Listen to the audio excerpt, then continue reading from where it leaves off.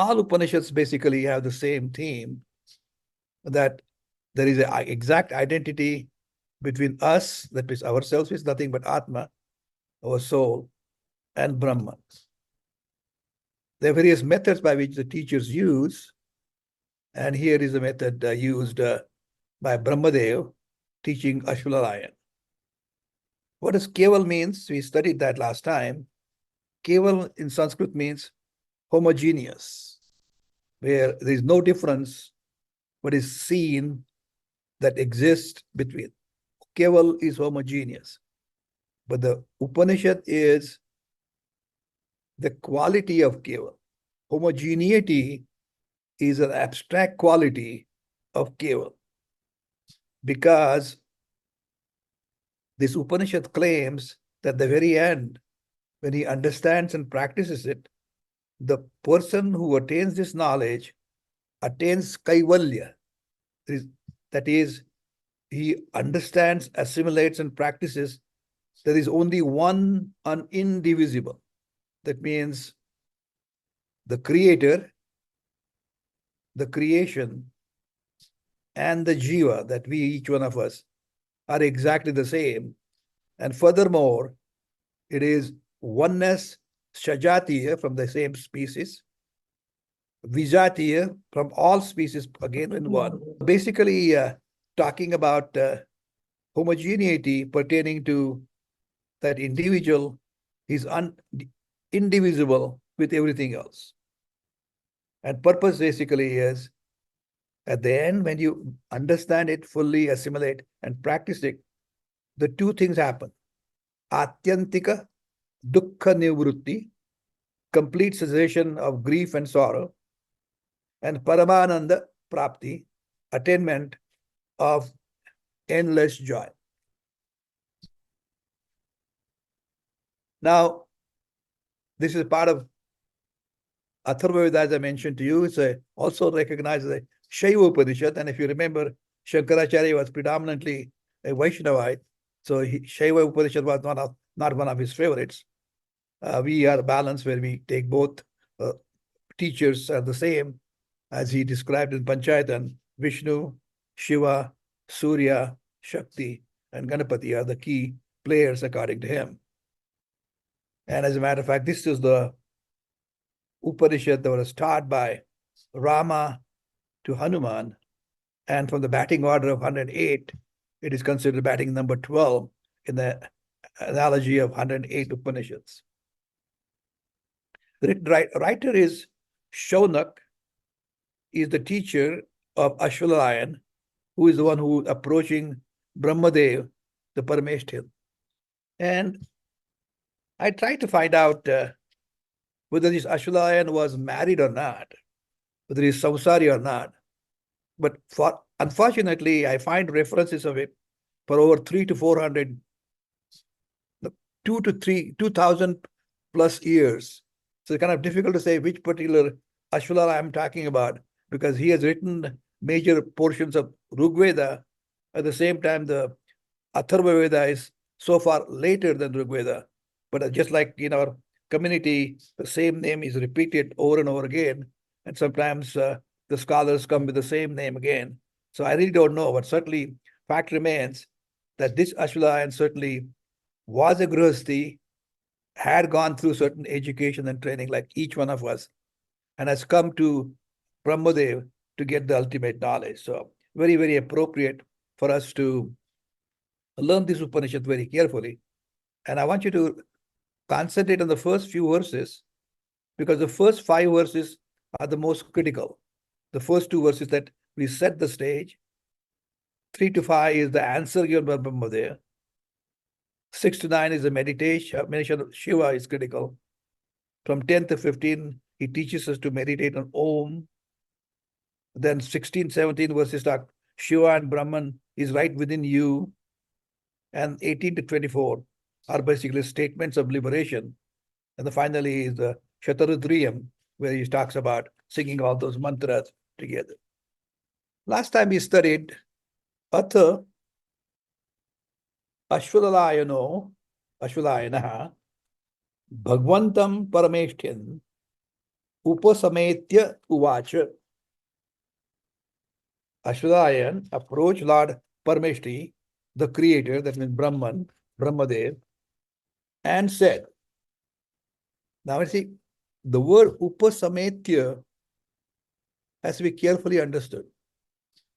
When you approach an enlightened teacher, you approach somebody in an appropriate manner with humility, with amanitva, with devotion. That is how he walks up slowly, respectfully to him. Unlike many times our American students tend to be disrespectful to the teacher in the classroom. And I hope Prasanna is on the line to confirm what I'm saying. Not everyone comes with the same degree of reverence which needs to be given to the enlightened or recognized teacher. When he comes, he has to have a true devotion in his heart and humility to recognize that he or she can learn from the teacher. So, like Sri Krishna says in the 4th chapter, 34th verse, Tadvidhi pranipatena pariprashnena sevaya. That means he has to go with long prostration by question and service. Upadekshanti te jnanam, jnaninas tattva darshana. Then only the wise who have realized the truth, jnana darshana, will instruct you in that knowledge. We talked in the past about all the sadhana chatushtaya, viveka, that's discrimination, and shata sampatti in greater detail. Another thing we mentioned about was vairagya and mumukshutva. Vairagya is dispassion. Again, I emphasized last time, vairagyam is not necessarily some sannyasa. That means dispassion or lack of attachment. Not that you don't enjoy the material things, you understand they are enjoyable, but not dependent upon them, that without them you cannot live. So that is vairagyam, dispassion. When we talk about viveka, that means what is shreyas and what is preyas. It's very easy to get enamored with the one which is enjoyable and get lost into it. But you have to recognize and practice what is best in my long interest. For example, getting up early in the morning and doing prayers is shreyas, but laying down in bed without doing anything for a long time is prayers, especially when it's cold outside as it is now. But you have to remember what is shreyas, what is. And of course, nitya means raga dvesha, as we talked about. And these are some of the things with viveka. And I mentioned viveka, vairagya, and shata sampatti. I mean, basically, shama, dhamma, uparama. That means you got to remember what your responsibilities are. Titiksha, shraddha, and samadhan. But last but not the least is mumukshutva. That means an intense desire to be liberated. Liberated in the sense, liberated from any kind of discomfort and unhappiness. And you see, I have described to you in the past, there are 4 kinds of people who do the prayers. Artha, Artharthi, Jidnyasu, and Moksharthi. But I think we have to move from being Artharthis and Artha, but have to have a Jidnyasu reaching up to the Mumukshutva, ultimate liberation. That's the purpose of the preparation of any individual. He wants to learn this particular topic. And what he say here is, Hey Bhagwan, Varishtham Nigudam Brahma Vidyam Adhihi. He is pleading to Ashlayan, revered Sir Bhagwan, please teach me Brahma Vidya, self-knowledge, which is most valuable, which is noblest and secret. Bhagwan, Varishtham, Nigudam, Brahma Vidyam Adhi. Hey Bhagwan, my teacher, revered teacher, please teach me Brahma Vidya, knowledge about the self and Atman, which is most valuable, Varishtham, which is noblest and secret. Nigudam. Secret is not in the sense that purposely kept in lock and key. But this is so invaluable that only a deserving student has to get it. That means, unless and until you reach a certain stage of understanding and discipline, you're not qualified for it. It does not depend upon your sex. It does not depend upon your lineage. It doesn't depend on how much money you have. It depends on the preparation. And that's Brahma Vidya is what? Sada Sadvi Sevyamana, and which is always resorted to by the good, pious people. Sadvi, good, pious people. Sada means always. Sevyamana. So these are the people asking. This is Nigudam, I mentioned the highest secret, by knowing which the learned ones cross all sins before long and reach the highest Purusha. Vidwan Sarva Papam Vyapoya. That means cleaning out all the sins and shortcomings. Padat Param Purusham Yati. Reach the highest Purusha by these good people, get that Nigudam, that was higher secret, cross through the shortcomings, the failures, and inappropriate action on the back, and ultimately reach that. So, Sada Sadbhi Sevyamanam Sarva Papam Vyapoya Parat Param Purusham Yati. So these are the whites, Vidva. It is the same thing that Sri Krishna says, because you are ready, I will teach you in the 9th chapter, first verse, Prasanna. I hope you're here. Idam tu tu me guhyatayam pravakshami anasuyave. Idam tu me guhyatayam guyyatamam pravakshami anasuye jnanam vijnana sahitam yajnatva moksha sheshva. Now, Arjuna, I'll clearly explain to you. Guyyatamam pravakshami. Who is anasuya? Because of your qualities. The most secret knowledge, Guyyatamam, together with immediate knowledge, knowing which you'll be released from all that is inauspicious. The opening of the Rajaguhya, Rajavidya Yoga, 9th chapter. It is important to understand what Anasuya is. Anasuya, of course, is the name of the wife, Atri, and that's another beautiful story which I'm not going to share with you today. So, the way he described Anasuya is by another verse which says, Nagunan Gunino Hanti Stauti Manda Gunanapi Nanya Dosheshu Ramate Sanosuya Prakirtita. Na gunan guninohanti, does not detract from the merits of those who possess the merits. Typically, you go to a beautiful home and then trying to find out one part of the thing that it was not exactly the way the visitor said. And only thing that the person was doing was commenting upon that. So, does not detract from merits of those who possess the merits. And goes one step further, praises even those of scanty worth and does not. Even if somebody has a shortcoming, never criticizes, but encourages that individual to do something better, praising the thing that he's done reasonably good. That is a good quality of an individual to be anasuya.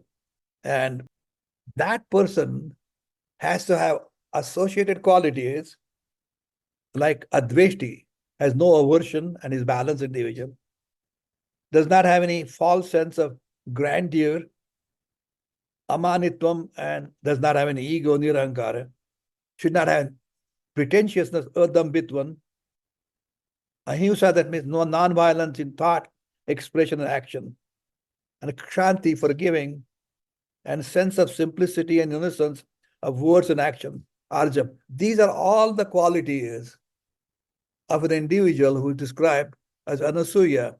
That is the person who is qualified to gain this knowledge. So you can understand how important it is to have the preparation before you are qualified to gain that knowledge.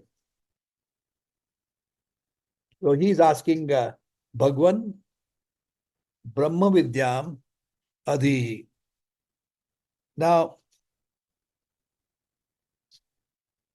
we went to great detail as to Ashwalayan not being an ordinary student, and he had prepared a great deal. That's why he was qualified, and then only he could be accepted as a student. And we commented upon that not everybody gets a chance to learn the subject matter right off the bat, because I mentioned in the past that a student comes up to learn from the teacher, and the teacher will basically ask him to wait for a certain time so that he will be ready to be qualified to be learned. I mentioned, referred to you when I was talking about Prashna Upanishad. When he goes to the teacher, he asks him to wait and get ready after 1 year to learn the subject. This is what we studied last time. Now start today's discussion with a new verse. Shraddha Bhakti Dhyana Yogat Avehi. He says, he asked question, teach me. The first sentence, Brahmadev says, may you know through Shraddha, that is trust in teaching, Bhakti, commitment to understand that wisdom, and Dhyana, meditation. This is how Pitamaha grandsire responds after being convinced that Ashwalayan is sincere and eligible student, well prepared and grounded for learning. As I referred to you earlier, good teacher may postpone or ignore the granting the request completely, or kick the student out of the classroom or from the ashrama to go to somebody else. As I referred to Prashnopanishad, there were 6 learned aspirants who came to see the Guru Pippalad, and Pippalad answered them, I would say in Sanskrit, live here a life of austerity, live a life of self-control and faith for 1 year, and at the end of the year, ask me questions that you have. And then if I know the answers to your questions, I shall explain to you at that time. So you can see when the teacher is not quite ready, is not satisfied that the students are not quite ready, they ask them to show that they're ready, or taking preparatory courses before he will take up as a student. Here we're talking about Ashwalayan, who was a well-prepared student. So Brahmadev, in this case, could answer the question right off the bat. Shraddha, Bhakti, Dhyana, Yoga, Avehi. May you know through Shraddha, Bhakti, Dhyana. Shraddha in trust and teaching, Bhakti is commitment, and Dhyana is meditation. Now basically, for this Brahma Dhyan to get, there's a 2-step sadhana. One is Bahiranga sadhana, and one is Antaranga sadhana. Bahiranga sadhana we referred previously, where everybody has to come from different background, different methodology, Arun, to be ready to gain this knowledge. How so? When we talk about karma yoga, as we sansaris do, we perform the actions for a long period of time in the spirit of worship. We do the actions, karma. We don't take karma phala sannyasa. So you're doing in the spirit of worship to God, the way Kumud and myself had the privilege to work with our patients. And somebody asked me, when do you do the prayers? I remember answering several times. I'm doing prayers all the time because when I'm in the hospital, I'm doing prayers to helping the patients and their families. When I'm doing the puja in the morning and evening, I'm doing prayers there.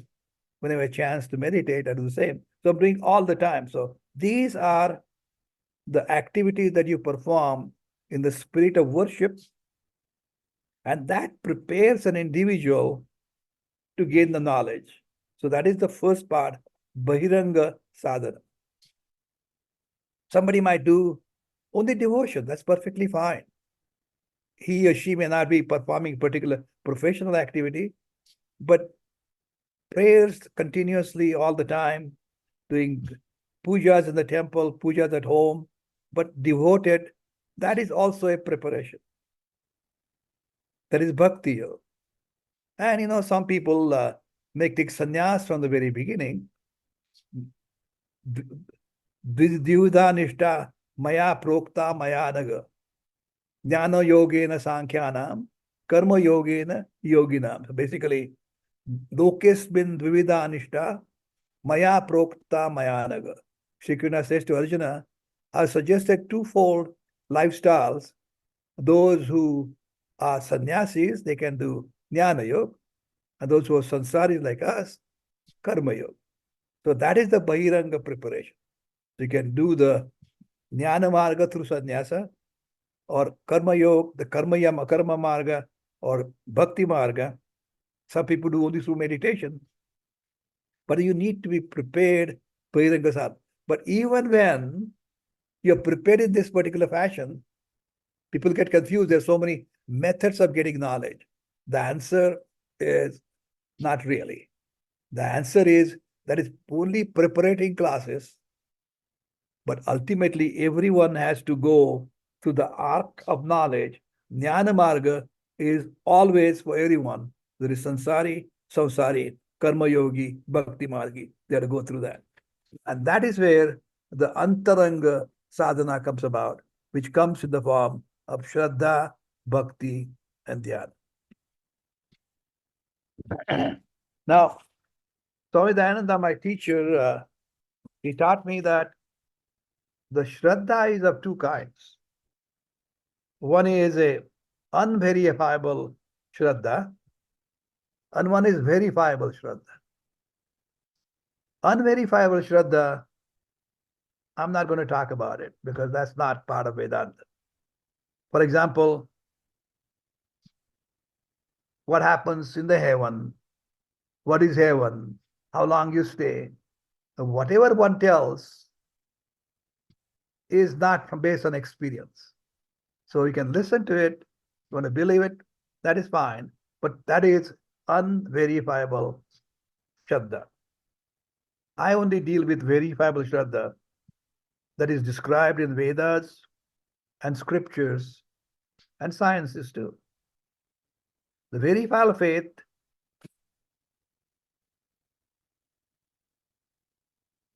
must be on the basis of understanding rather than simply belief. For example, in science,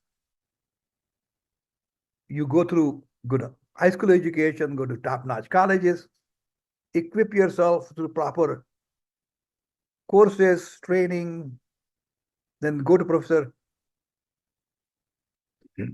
Prasanna Kumar's classes, get ready, and somebody has taught you that E is equal to mc squared. And when you were in the high school, you didn't quite understand it. When you went to college, you acted as if you understood it.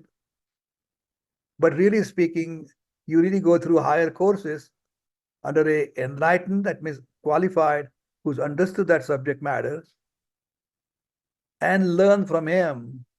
But trust me, in due course of time, with proper training, understanding, and guidance, we'll really come to understand, realize E is equal to mc square. And that was the beginning of the creation of atom bomb, but we won't go with Oppenheimer at this time today. Again, so the student of Vedanta, as we're talking about this morning, does not have a need for faith which is blind or without understanding. For example, if somebody in the group today says, I trust you, Dr. Sane, hence I will believe everything you say, that means that individual is not taking any responsibility to lay the foundation for himself or herself. That is not good. He says, in Bhagavad Gita says you should be always telling the truth. Because Bhagavad Gita says, I'm going to call the truth, I'm going to follow the truth because the book says so, or a person says so. That is not appropriate. You have to put in your practice, learn from that practical experiences by putting that value in your life, learn the value of truthfulness, and then practice it. Because only when you get true conviction of the lessons that you have learned, that indeed those lessons play a major role in your activities being perfect, then that education is complete. So that's not a blind faith, but you basically need to learn from your own experiences. Now, Vivek Chudamani says, Shastrasya Guruvakyasya Satya Buddhi Avadharana iti Shraddha.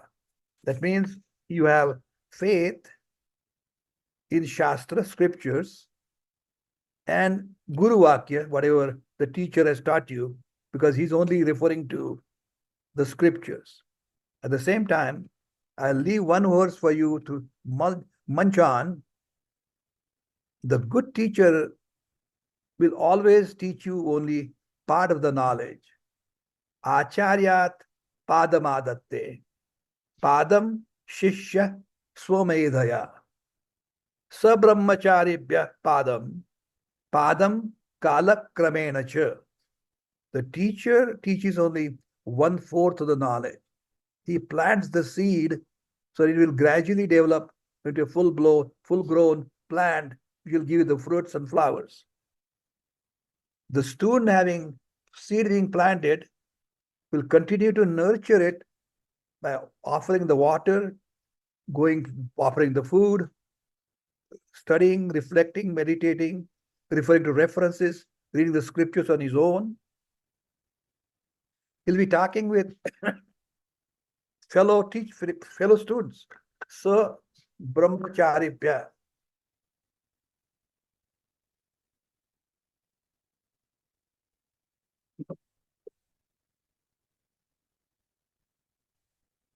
And then life experiences, padam kalat kramenacha. The rest of it you will learn over a period of time through personal experiences and conviction. But remember, the foundation of knowledge, the planting of Brahma Vidya starts with the teacher. So when we discuss this morning this particular topic, remember I'm just trying to plant the seed in your mind. To me, I'm satisfied with the outcome.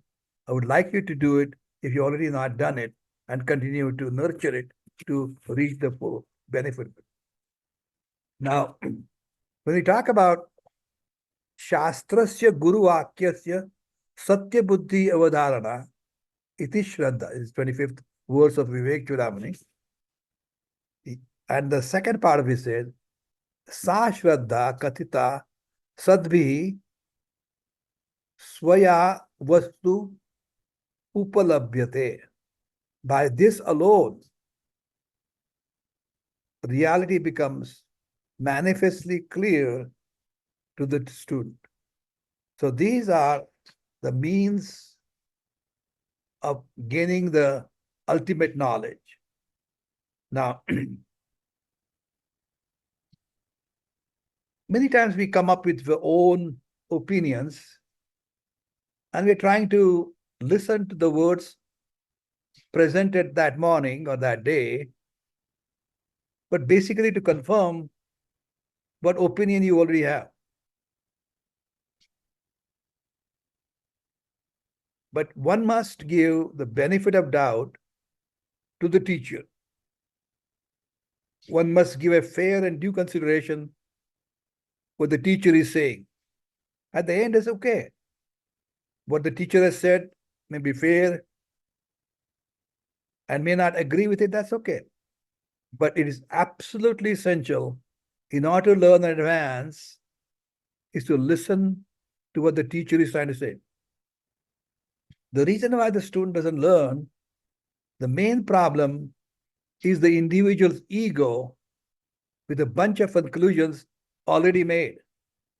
That ego wants to perpetuate itself, and hence when something is said that goes against the perception of one's ego, then there's a tendency to resist or even reject it outright. Honestly, one cannot learn as long as this tendency persists. Students' identification with the teacher and through the identification of that teacher with the scriptures is very important, if not crucial, because only then can the student become objective to his own self. Now, one must scrutinize the various notions and conclusions one has about oneself.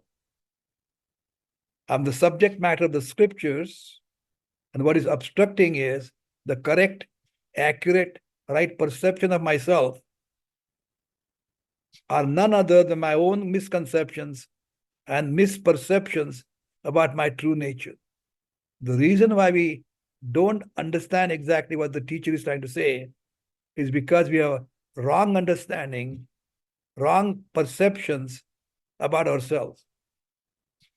Now, when you are listening to discussions like this, one must say that I can recognize a misconception only when I am objective.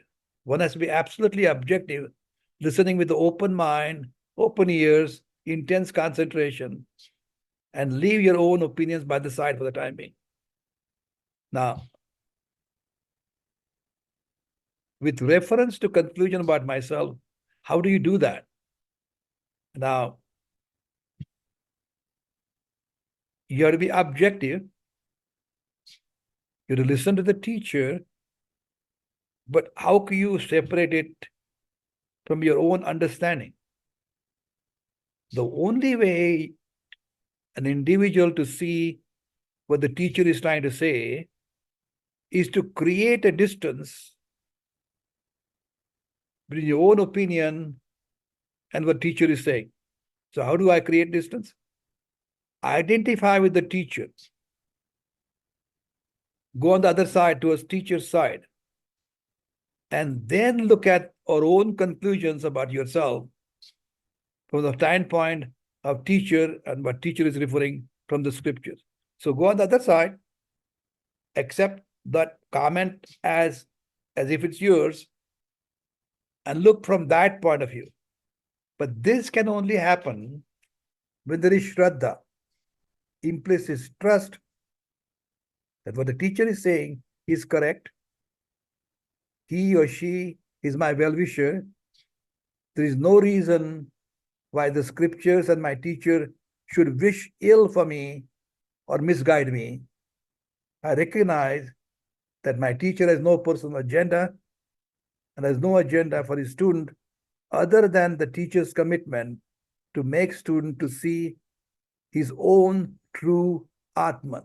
The idea behind learning this is the teacher is trying to inspire you to understand who you really are. But then, once the student is convinced of this, it is very easy for the student to surrender to teacher with a deep reverence, with long prostration. Only with that attitude, and when he's convinced what I'm saying now.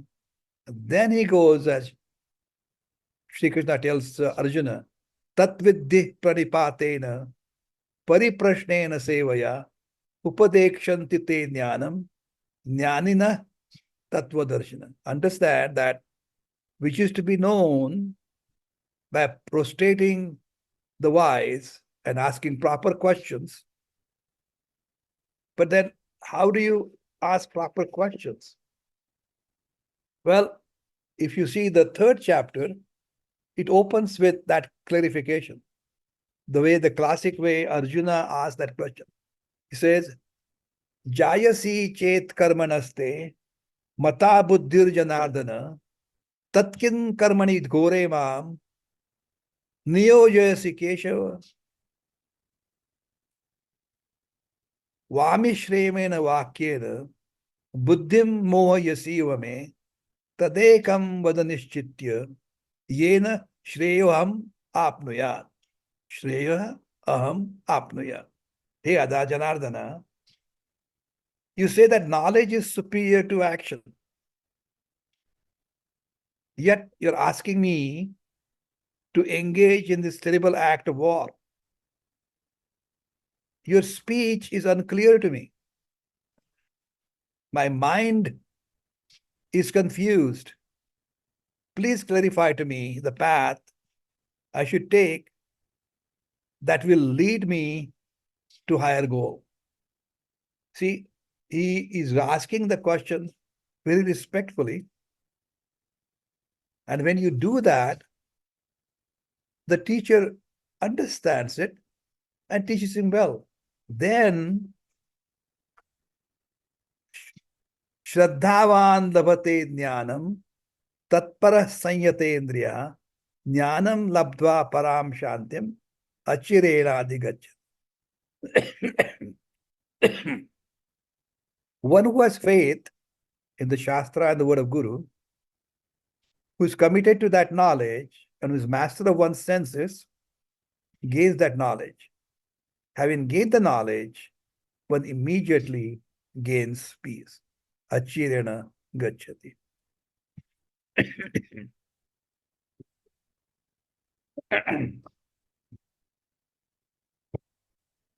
Again, can repeat it again. Shraddhavan labhate dhyanam tatpara sayetendriya.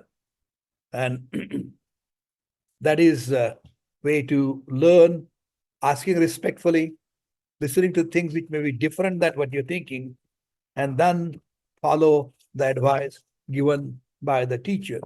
And basically, it comes as dhyana. It basically is the meditation at the end. So Shraddha, Bhakti, and Dhyana. Now, I talked about Bhakti. Bhakti is the fuel that the motor of Shraddha burns. This Shraddha is a motor. Only way that Shraddha can operate effectively, you have to put high octane Bhakti so that it will run most effectively. And then the teacher will continue his teaching, going through the contemplation, which we will discuss next time. We'll stop at this stage. I know it's a very long presentation I made, but this was important to lay down because it's a very important topic that one must fully understand before we can proceed further. So my question was, I found it a little bit contradictory in that on the one hand, you said that the student has to have his or her own opinion, and then on the other hand, you mentioned that the student should put themselves in the place of the teacher and interpret it from. So can you clarify that? It seemed a little contradictory to me. Good question. Because anytime, you come to learn from the teacher because you respect him or her, teacher can be both boys and girls, you come in a respectful way. And the opinion that you have may be different, your own opinions, than what the teacher is telling you. But only way you can learn from the teacher is to look at your understanding which you call as a gospel truth, which gospel is not true anyway, gospel truth, you're holding on to it tightly. But only way to look at the frailties in your understanding to see from the teacher's point of view. So go on the other side, take words, teacher's words as truthful to start with, and then look at your own opinion objectively. You see, when you have own opinion, and listening to the teacher, your opinions are subjective. You're looking at that particular spirit. So your interpretation of the teacher's words are not objective at that time. So it's called paraspara. You have to get in somebody else's shoes. You have to be in that particular person's mind, his viewpoint, and then listen or think about what you're thinking. Only then can you see the frailties or shortcoming.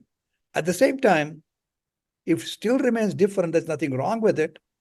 There may be some clarification that you need. Ask the questions in a respectful manner. Like Shri Krishna says in the beginning of the 3rd chapter, Jayasi Chet Karmanaste. He didn't say your action, your words are stupid, as many times American students ask you at the universities. My understanding is poor. Can you explain that to me? When the teacher is approached in a respectful manner, recognizing the student is accepting that his or her understanding may not be accurate or complete, then the teacher, okay, I understand where you're coming from. Then he will or she will explain to you where the things should be different. Am I making it clear, Minal? Yeah. Mm-hmm. We talked about Shraddha, Bhakti, and Dhyana. Shraddha Yoga, Bhakti Yoga, and Dhyana Yoga.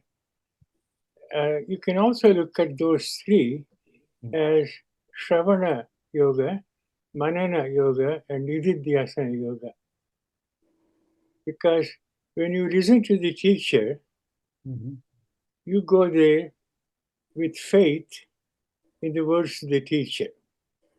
If you attend if you really listen to the teacher, not just hear him, listen to the teacher with the attitude that whatever he says, I don't have faith in it. I'll listen to it anyway. We're not going to learn anything. So, in that sense, Shraddha is Shravana. Shravana is listening to the teacher's words with faith. Similar arguments can be made for Manana Yoga and Nididhyasana Yoga and equate them to Bhakti and Dhyana. Other than that comment, everything else you said makes complete sense. I think the thing that you stressed was when you approach a teacher, approach him with humility. When you question a teacher, is not to find fault with the teacher, but to really try to understand if you have misconceptions about the topic, and then he's able to dispel the doubt. Very often the teacher doesn't know the answer. I've often said to the student, and they're a very good question, I don't know the answer right now, but I look into it. And so the student also picks the interest of the teacher. You have one understanding, maybe if you think more about it, you have a better way of explaining the things to me. So the interaction between the student and the teacher is very important, it seems to me. Absolutely. It's not a one-way street. Let me elaborate exactly what you said and see if that's what you mean. Shranam, Shravanam, Mananam, Nididhyasanam. As a matter of fact, Yajnavalkya tells Maitreya that ultimately Nididhyasanam, the way you go to meditation is one you're going to get it. So let me explain. Shravana is consistent, systematic study of scriptures with faith gives the student jnanam or wisdom. Faith is the faculty of an intellect to reflect and understand the Brahma Vidya, assimilate it to the texture of the intellect, but that allows you to have ajnana nivrutti, because taken the word of the teacher, heard it. But problem with that is the person understands, but immediately cannot accept. So he's listened to it because of preconceived notion. He trusts the teacher. I hear what you say, but with my preconceived notions, I cannot accept it. The mananam or reflection is, he makes jnanam functional. Love is directed towards higher idol.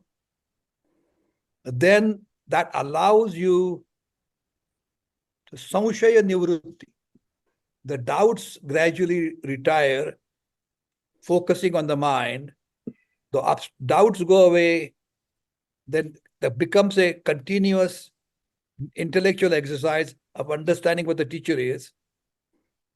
And then once that is, a mananam is done, the reflection over and again, that gives a conviction on the part of the student. So Shravanam, you're hearing it clearly, recognizing it's different than what my understanding is. Doubt still remains. You listen to the words because you trust your teacher to start with, because Shraddha to the teacher and scriptures, Shraddha, teacher, Guru, Shastra, Vichan. And then by constant reflection, as you rightly said, Prasanna, the doubts gradually disappeared. Like Usha is washing the clothes in the washing machine. The tumbling going on in your mind, reflecting the same words over and over again. And the dirt is coming out where the doubts or misunderstanding is gradually clearing out. And then the mind is convinced through mananam. And when mananam is done, which we'll discuss it later, dhyana is yet to come. I'm not even finished the second verse as yet, Prasanna. Is nididhyasana, where you are able to concentrate with further refinement of that understanding, and then it removes habitual unhealthy thinking, then becomes an integrated part of your mind and heart. It becomes assimilated second nature on your part, and is able to control all the shadripus, kama, krodha, lobha, moha, madhya, matsarya. All those things are removed through the process, starting with Shravana first, Manana later, and Nididhyasana afterwards. So those are some of the things you're absolutely right. I agree with you.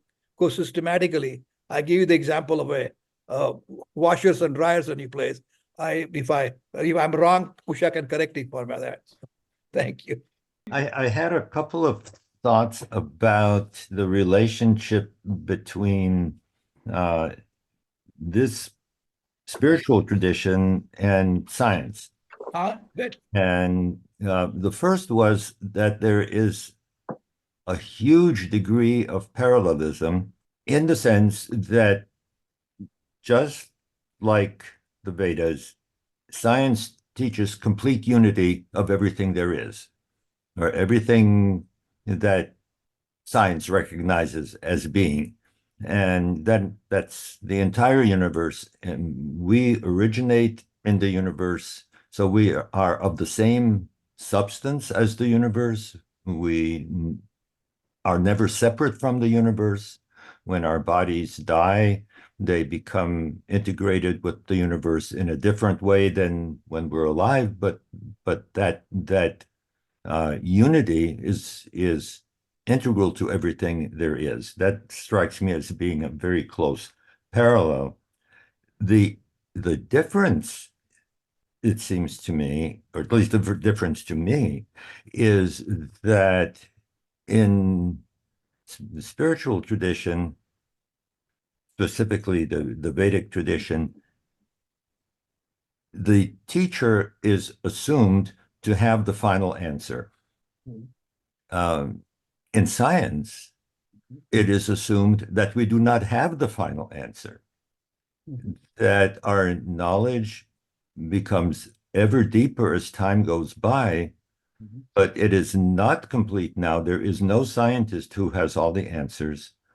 And many of us would say that we are not even far enough along to have all the questions, let alone the answers.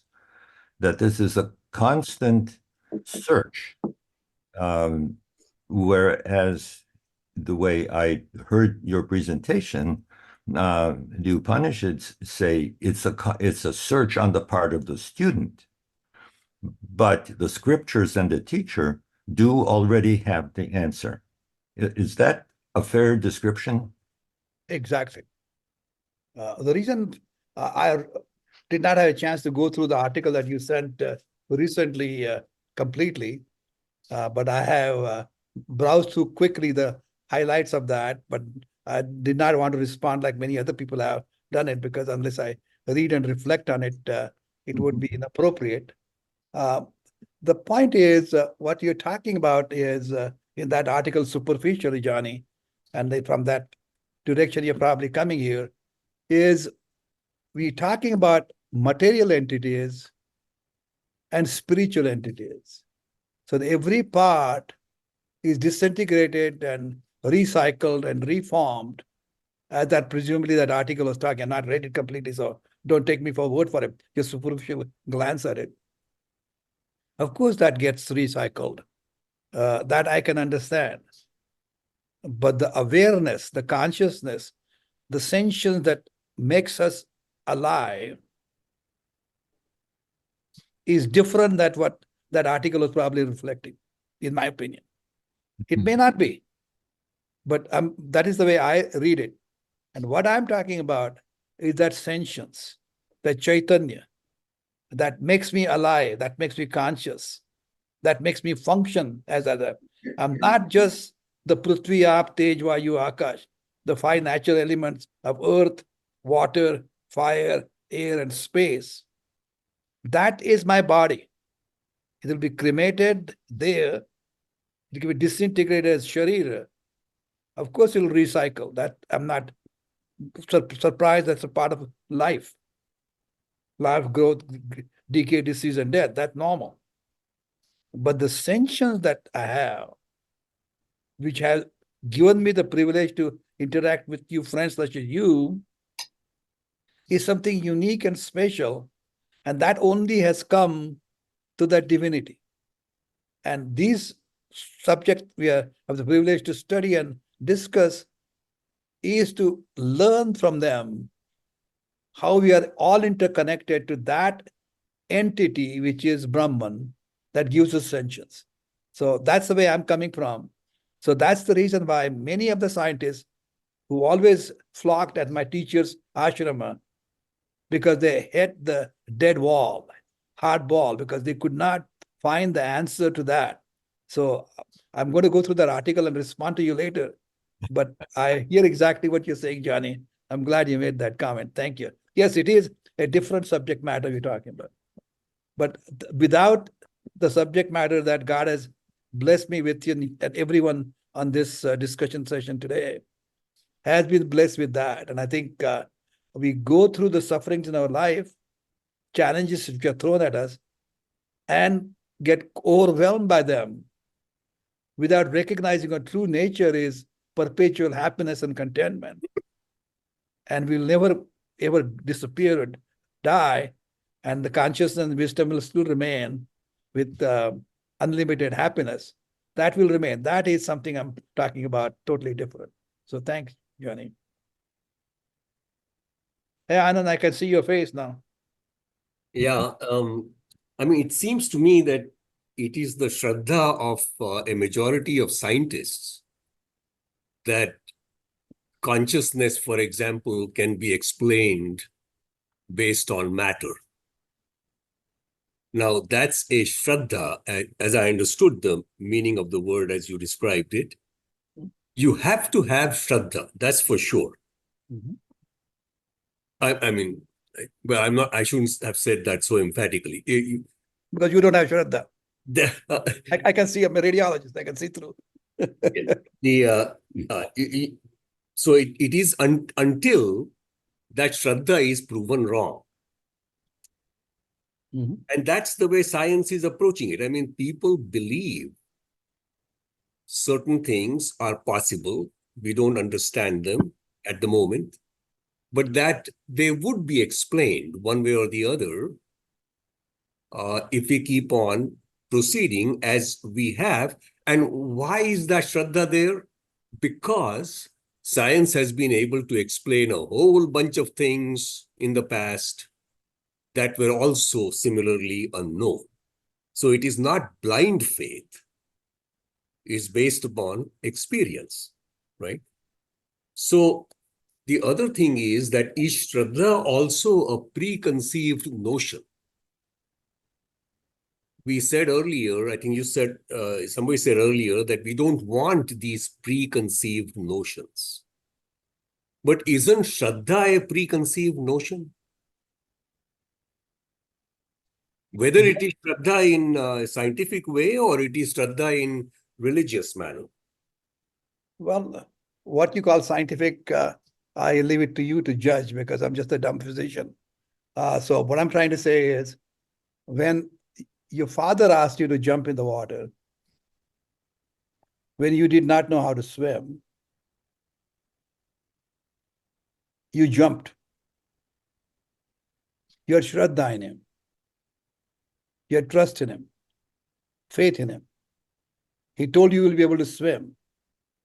You jumped in. Whenever you needed help, he helped you beginning. Later on, you did not his help. You were able to swim. So you had Shraddha in his words to jump and swim and learn. But if you were never to jump, like your grandkids easily do, you would not have learned how to jump and swim because you did not have faith in him till the time you trusted somebody else. You need to have a teacher or a guide, whether you call him or her a teacher or not. Somebody has to do that. For somebody to say that he learned everything on his own, I have problems with that. I have learned only through teachers. My teacher was my mother first, father, all the family members, all my teachers in the school were good and not so good. But even from them, I learned what not to do. So what I'm trying to say is that everybody is teaching. We are teaching others and we are learning from others. For one to say that I'm going to find out all by myself is as egotistic as I was describing this morning. The only way one is going to learn something new than what you know is by dropping everything that you have in mind and listening to somebody else first. Go pratipaksha bhavana, we call it. Go somebody else's side and listen to him and look at your own thinking that way. Look at that with open mind, not preconceived notions. Then only there is a slight chance that somebody will learn. If you come with preconceived notions, the chances for you to learn is limited. In scientific field, maybe it is because you accept that knowledge that you did not have before. Yeah, that makes sense. But this is such an important subject, so challenging subject. And that's the reason every individual suffers through the life. Just because you have scientific degrees and material success, that does not give you a complete happiness and contentment. At least it has not given me. It had not. Without getting this particular understanding clearly, I'm at peace, I'm contented. Physical health frailties don't bother me. But that only comes because of the knowledge which I received through my teacher, which confirmed through the scriptures. But again, I told you, Anand, Acharyat Padam Adatte.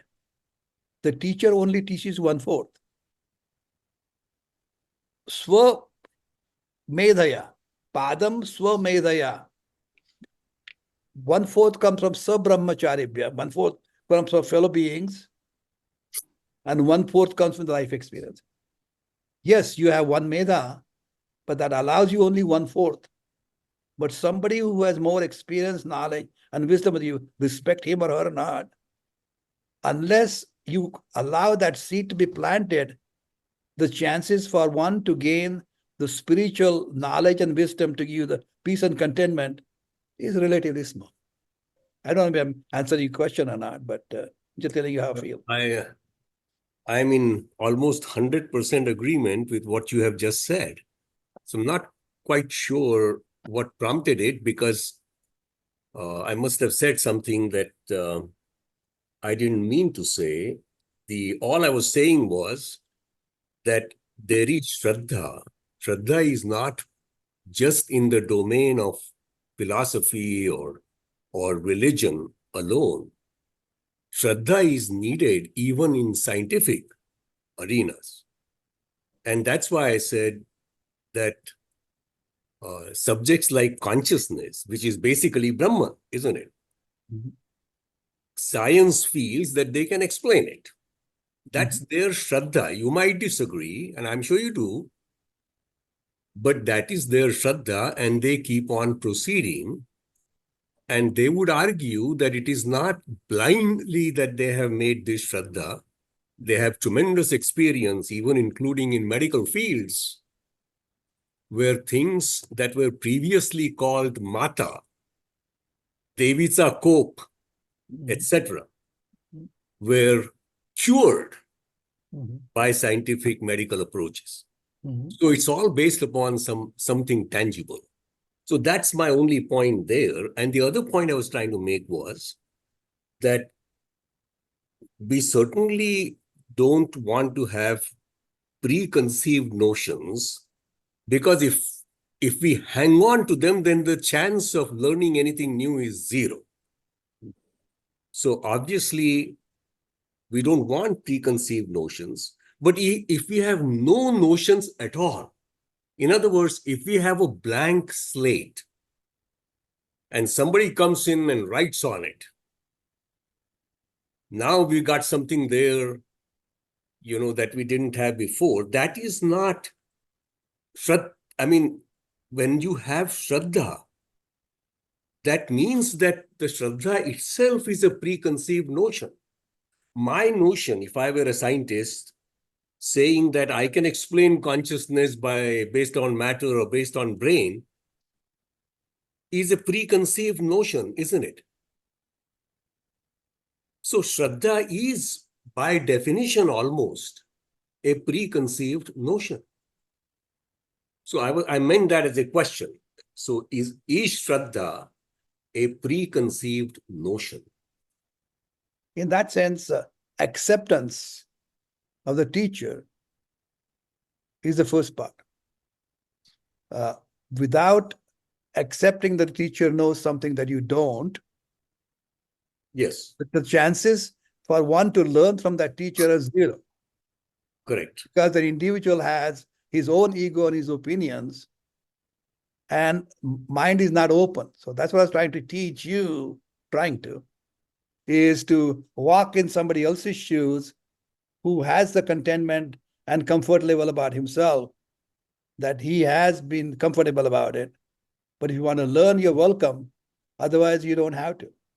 Without that Shraddha, nobody can learn. So only as I'm describing this Upanishad, Ashwalayan, who was a brilliant sage who wrote various parts of Vedas, including Rig Veda and part of Atharvaveda. I don't know how he did in so many thousands of years apart, but that's how the reference is. There'd be same person, same name, but different people. But he, after having lived for so many years, still did not find the happiness and long time total contentment that he was seeking. So he had to go to find that ultimate happiness from a person that he recognized and respected in that area. So he had to put all his ego down with respectfulness and approach that teacher to learn. But if he was to come, that I've done so much in my life, I've solved so many scientific problems in my life, I know it all, I'm going to continue my own way, I don't need to learn from anyone else, Ashwin would not learn. He had to go and find a teacher for the subject matter that he wanted to. And that's what he did. So that's what I'm trying to say. I understand where you're coming from. You need Shraddha to start with have a complete faith in that individual that he can do. At the same time, does not mean that you don't go through reflection on his thoughts. Shravana, you heard. Mana is reflected over and over again in your mind. Nidhi Dhyasana is basically, it will come in this particular Upanishad also. Aksharsha Ravi Kartat. I know you are mixing up Yes. yogurt and you making the buttermilk and taking the butter Right. out. Right. So basically those things are serrated. So basically it is tuja ego khali jato. And that knowledge of Om and Atma, Om that we're describing, Atman will describe it. Literally, we're doing the mixing this way, churning that way. And then by that time, you have full experience of that. Then what comes up is the butter. I mean, this is in this particular Upanishad itself. It's a very powerful Upanishad from Atharvaveda. So I hope you continue to participate. Thank you. I'm not taking it negatively, but I'm trying to impress in mind is that people with scientific minds, such as you, is brilliant, they hit the wall because they are not willing to put their hair down. They have a rigid mind and not listening to with open mind. I'm experienced with other people, not only you. Dr. Sane, this is Well, Naina. Okay. I really enjoyed this discussion about Shraddha because Shraddha is almost to me like the base or foundation based on the scriptures in our faith, Hinduism, whatever. Any good gurus that I've been fortunate enough to have. But it could be a double-edged sword that if you go after the wrong, from all these discussions, you can go after a false prophet, be cult-like in your faith, in your zealotry of whatever it is. So you have to mind your own self, and your good values have to come into place first, and your foundational. And I'm glad you said it should be based on your understanding and not just follow a leader that you have faith in. So I do appreciate that comment. But my real question to you is, it goes back when you first started your discussion, which seems to be 2 hours ago. But, I wanted to know, you talked about 108 Upanishads that are considered authentic. And you mentioned that Shankaracharya only accepted, was it 10 or so? No, he commented on that. He commented on. Okay. So Kaivalya, it falls within that No. sphere. It does No. not.